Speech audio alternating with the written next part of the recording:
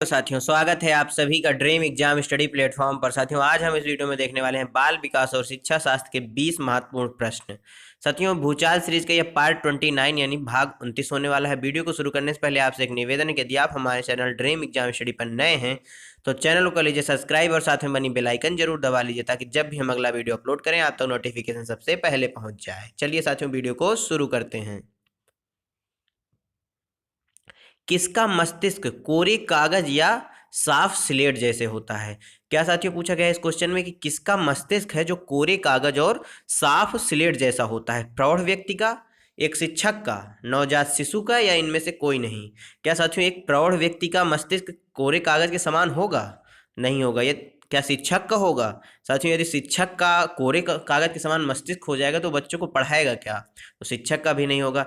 साथियों जो कोरे कागज के समान मस्तिष्क होता है वह नवजात शिशु का होता है, यानी ऑप्शन सी इस क्वेश्चन का एकदम करेक्ट आंसर हो जाएगा। अगला क्वेश्चन, किस अवस्था को बालक का निर्माण काल कहते हैं?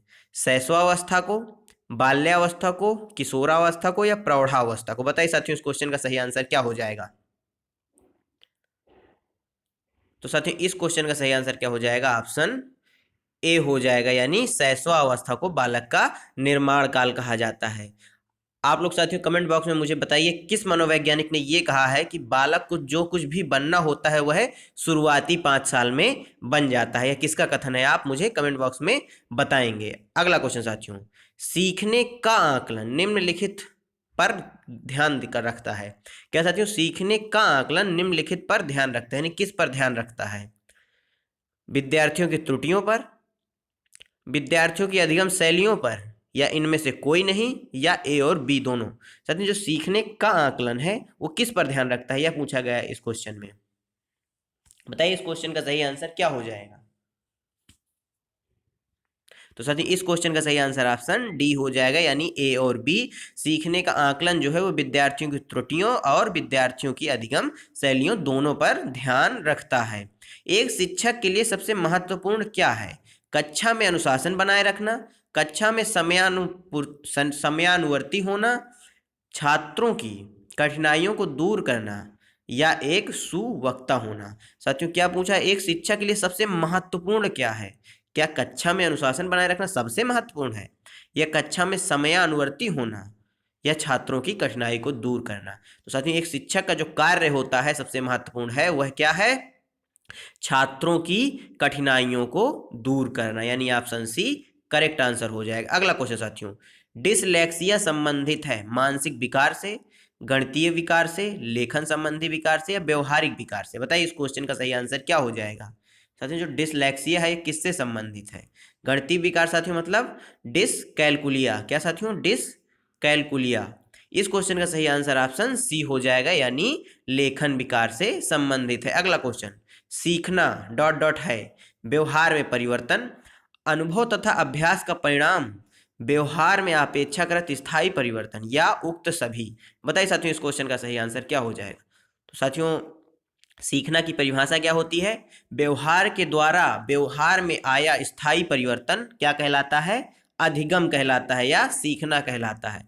तो व्यवहार में परिवर्तन बिल्कुल सही बात है। अनुभव तथा अभ्यास का परिणाम होता है, बिल्कुल सही बात है। व्यवहार में अपेक्षाकृत स्थायी परिवर्तन ये भी बिल्कुल सही बात है, यानी ऑप्शन डी इस क्वेश्चन का एकदम करेक्ट आंसर हो जाएगा। अगला क्वेश्चन साथियों, ध्यान को केंद्रित करने की आंतरिक दशा क्या है? अवधि, नवीनता, रुचि, या आकार? बताइए इस क्वेश्चन का सही आंसर क्या हो जाएगा? साथियों ध्यान यानी जिसे अवधान भी बोलते हैं उसको केंद्रित करने की जो आंतरिक दशा है वह क्या है? क्या अवधि है, या नवीनता है, या किसी चीज का आकार है, या रुचि है? साथियों आंतरिक पूछा है, जो आकार है ये बाह्य दशा हो गई, नवीनता भी बाह्य दशा हो गई, और क्या अवधि भी बाह्य दशा हो गई, परंतु जो रुचि है यह ध्यान को केंद्रित करने की आंतरिक दशा होगी, यानी ऑप्शन सी करेक्ट आंसर। अगला क्वेश्चन साथियों, स्टेनली हॉल के अनुसार अधिक तनाव और तूफान की अवस्था कौन सी होती है? प्रौढ़ावस्था, बाल्यावस्था, किशोरावस्था, या शैशवकाल? साथियों जो स्टेनली हॉल महोदय हैं उनके अनुसार तनाव और तूफान की अवस्था कौन सी होती है? बताइए साथियों खिलौनों की आयु किसे कहते हैं? बाल्यावस्था को। बाल्यावस्था को क्या कहते हैं साथियों? खिलौनों की आयु कहते हैं। तो इस क्वेश्चन का जो सही आंसर हो जाएगा वह ऑप्शन सी हो जाएगा, किशोरावस्था तनाव और तूफानों की अवस्था होती है। किशोरावस्था को क्या कहा जाता है साथियों? स्वर्णकाल भी कहा जाता है जीवन का। अगला क्वेश्चन साथियों, यदि छात्र अधिकांश कार्य स्वयं के हाथों से करेगा तो छात्र में क्या आ जाएगा? उसकी शारीरिक शक्ति बढ़ जाएगी या मानसिक शक्ति बढ़ जाएगी, परिश्रम करने की भावना जागृत हो जाएगी या आत्मनिर्भरता पैदा होगी? बताइए साथियों, यदि कोई छात्र है वो अपने अधिकांश यानी ज्यादा से ज्यादा कार्य अपने स्वयं के हाथों से करता है तो उसके अंदर क्या हो जाएगा बताइए? तो उसके अंदर साथियों आत्मनिर्भरता की भावना पैदा हो जाएगी, यानी ऑप्शन डी करेक्ट आंसर हो जाएगा। अगला क्वेश्चन साथियों, शिक्षण अधिगम प्रक्रिया को प्रारंभ करने से पहले एक कुशल अध्यापक को क्या करना चाहिए? छात्रों को दंडित करना चाहिए, चुटकुले सुनाने चाहिए, अधिगम परिस्थितियां उत्पन्न करनी चाहिए, आराम करना चाहिए? बताइए साथियों, शिक्षण अधिगम प्रक्रिया को प्रारंभ करने से पहले एक कुशल अध्यापक को क्या करना चाहिए? तो साथियों क्या करना चाहिए? अधिगम परिस्थितियों का निर्माण करना चाहिए। न तो आप चुटकुले सुनाएंगे, न छात्र को दंडित दंडित करेंगे, ना ही आराम करने लगेंगे। आराम तो करना ही नहीं है, छात्र को पढ़ाना है आपको। अगला क्वेश्चन, भारत के संविधान के अनुसार निःशुल्क और अनिवार्य शिक्षा क्या है? सभी छात्रों के लिए है, 6 से 14 वर्ष के बच्चों के लिए है, या सभी छात्रों और प्रौढ़ों के लिए है, या सभी नागरिकों के लिए है? साथियों 86वें संविधान संशोधन से शिक्षा को क्या बनाया गया था? अनिवार्य शिक्षा यानी मौलिक अधिकार बना दिया गया था। 86वें संविधान संशोधन से शिक्षा को मौलिक अधिकार बनाया गया था और आर्टिकल 21A को ऐड किया गया था। इस क्वेश्चन का सही आंसर ऑप्शन बी हो जाएगा, यानी 6 से 14 वर्ष तक के बालकों के लिए अनिवार्य शिक्षा का प्रावधान भारत के संविधान में है, यानी ऑप्शन बी करेक्ट आंसर हो जाएगा। अगला क्वेश्चन, एनसीटीई का पूर्ण रूप क्या है, यानी पूरा नाम पूछा गया है? National council of technical education, national curriculum of technical education, national council of teacher education, national curriculum of teacher education? बताइए इस क्वेश्चन का सही आंसर क्या हो जाएगा? तो साथियों इस क्वेश्चन का सही आंसर ऑप्शन सी हो जाएगा, यानी national council of teacher education, NCTE का फुल फॉर्म हो जाएगा। अगला क्वेश्चन, अपराधी बालक कौन होते हैं? जो असामाजिक कार्य करते हैं, जो शिक्षक के लिए सिर दर्द होते हैं, जो कक्षा में अव्वल आते हैं, जो समाज में रहना पसंद नहीं करते? बताइए साथियों इस क्वेश्चन का सही आंसर क्या हो जाएगा? तो साथियों जो अपराधी बालक होते हैं वो असामाजिक कार्य करते हैं, यानी ऑप्शन ए करेक्ट आंसर हो जाएगा। अगला क्वेश्चन साथियों, शिक्षा के क्षेत्र में मनोवैज्ञानिक प्रवृत्ति के उपयोग को मनोवैज्ञानिक प्रवृत्ति के उपयोग की विशेषता क्या है साथियों? बाल मनोविज्ञान पर बल देना, शिक्षण विधियों में सुधार, बालक के व्यक्तित्व का आदर, या उक्त सभी? बताइए इस क्वेश्चन का सही आंसर क्या हो जाएगा?